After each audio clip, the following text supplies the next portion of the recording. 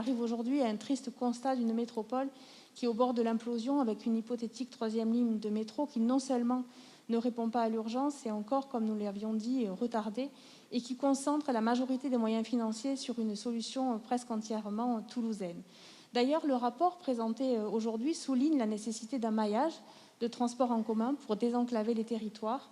et propose de rallumer l'étoile ferroviaire pour développer, je cite, une politique de train du quotidien en organisant aussi le premier et le dernier kilomètre. Alors le rapport qui nous est présenté aujourd'hui est éclairant et riche de propositions pour orienter nos politiques publiques, pour répondre notamment aux urgences climatiques en termes de politique de transport, bien sûr, mais aussi en termes de développement économique et d'agroalimentaire.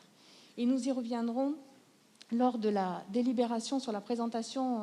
du rapport de la Chambre régionale des comptes. Vous mettez en exergue un sujet qui nous tient à cœur, celui de la nécessité de mettre en œuvre une véritable coopération entre la métropole et les territoires périphériques, et notamment la nécessité de relancer le dialogue métropolitain.